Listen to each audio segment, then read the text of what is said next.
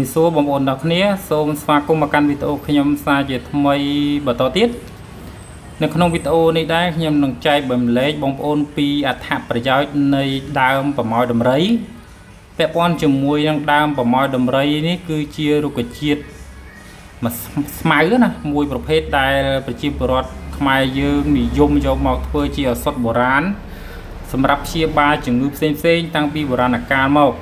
ហើយឈ្មោះរបស់វាត្រូវបានគេហៅតាមទម្រង់ផ្កាដែលមានរាងកោងពុនពេនដូចជាប្រមោយដំរីណាចឹងខាងក្រោមនេះខ្ញុំនឹងបង្ហាញបងប្អូនពីអត្ថប្រយោជន៍របស់វាអត្ថប្រយោជន៍របស់វាគឺវាអាចព្យាបាលជំងឺសើស្បែកនិងរបួសហើយពាក់ព័ន្ធនឹងរបួសគឺបងប្អូនដែលបញ្ហាសត្វតិចឬខាំគេនិយមយកស្លឹកវាស្រស់ណាយកមកបុកឲ្យម៉ត់រួចហើយបិទពីលើដើម្បីកន្លែងតិចឬខាំហ្នឹងសត្វតិចឬខាំហ្នឹងដើម្បីកាត់បន្ថយការឈឺចាប់និងហើមណាហើយពាក់ព័ន្ធជាមួយនឹងបោសឬក៏មុខរបួសបងប្អូនអាចយកស្លឹកវាហ្នឹងបុកឲ្យម៉ត់ទៅហើយបិទលើបោសហ្នឹងអាចជួយឲ្យបោសហ្នឹងឆាប់ធ្លីខ្ទុះនិងកាត់បន្ថយការរលាកហើយចំពោះរបួសទូទៅវាអាចជួយខាត់ឈាមនិងធ្វើរបួសនឹងឲ្យឆាប់ជាសះស្បើយណាបងប្អូនហើយពាក់ព័ន្ធជាមួយនឹងការព្យាបាលសះស្បែកវិញគឺទឹកដែលយើងពូតចេញពីស្លឹកហ្នឹងអាចយកមកលាបនៅលើស្បែកដែលមានបញ្ហាដូចជាស្រែងឬក៏រមាស់អីផ្សេងៗហើយចំណុចទី2គឺយើងវាអាចព្យាបាលជំងឺផ្លូវដង្ហើមចឹងជំងឺផ្លូវដង្ហើមដូចជាបញ្ហាក្អកឬក៏ឈឺបំពង់កបងប្អូនអាចយកស្លឹកឬរឹសវា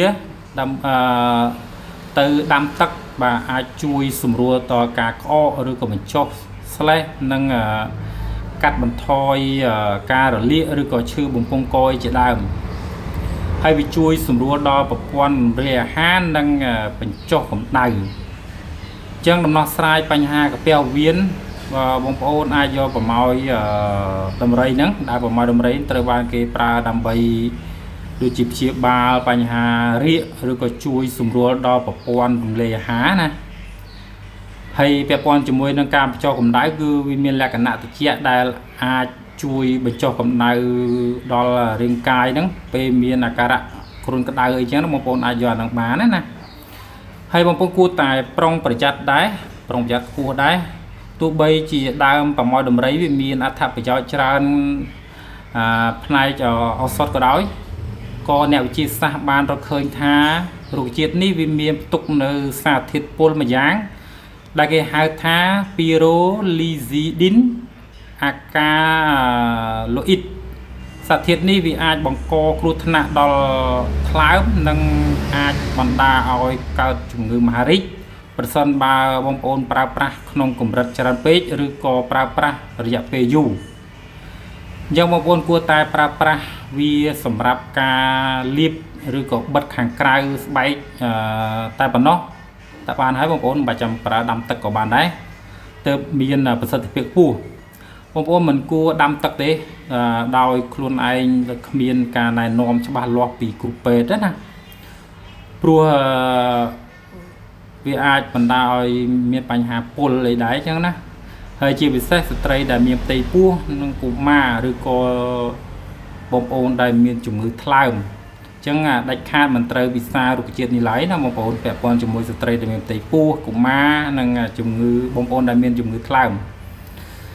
អញ្ចឹងអរគុណច្រើនបងប្អូនវីដេអូមានប៉ុណ្ណឹងទេបាទសង្ឃឹមថាបងប្អូនពេញចិត្តវីដេអូខ្ញុំដែលខ្ញុំចែកម្លែកមកនេះអញ្ចឹងអរគុណច្រើនបងប្អូនយើងជួបគ្នានៅវីដេអូក្រោយបន្តទៀត